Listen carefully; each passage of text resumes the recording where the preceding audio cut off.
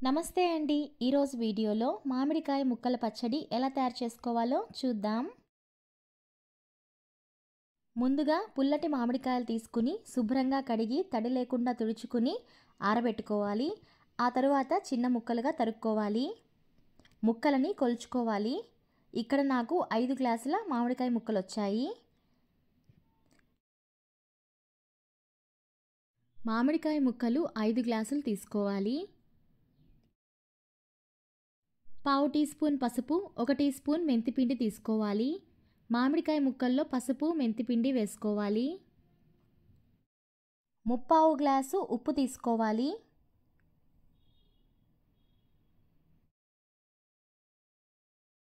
అర గ్లాసు ఆవపిండి వేసుకోవాలి.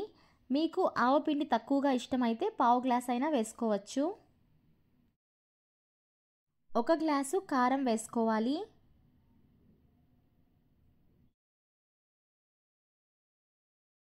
గెరిటతో అంతా బాగా కలిసేటట్టుగా కలుపుకోవాలి. ఈ పచ్చడి పెట్టేటప్పుడు తడి తగలకుండా చూసుకోవాలి.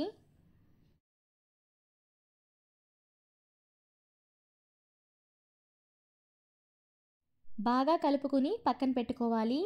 ఇప్పుడు ఈ పచ్చడికి తిరగమాత పెట్టుకోవాలి.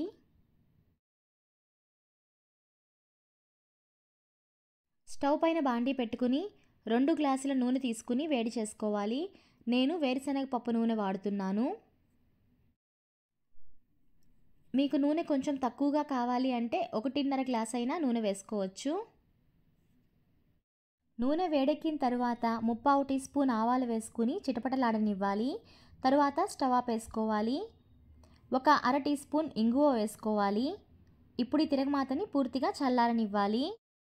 తిరగమాతని పూర్తిగా చల్లారనిచ్చి ఆ తరువాత మామిడికాయ ముక్కల్లో వేసుకుని బాగా కలుపుకోవాలి. మామిడికాయ ముక్కల పచ్చడి తయారైంది.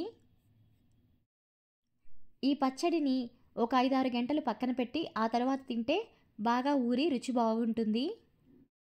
వేడన్నంలో నెయ్యి వేసుకుని మామిడికాయ ముక్కల పచ్చడితో తింటే చాలా బాగుంటుంది.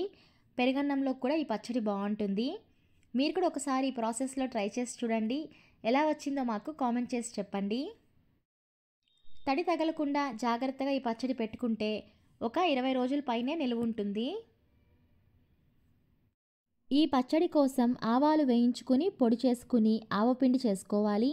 అలాగే మెంతులు వేయించి పొడి చేసుకుని మెంతిపిండి చేసుకోవాలి. నేను ఈ పచ్చడిలో 3 మ్యాంగో కంపెనీ కారాన్ని, ఆవపిండిని అలాగే స్వస్తిక్ కంపెనీ మెంతిపిండిని వాడాను.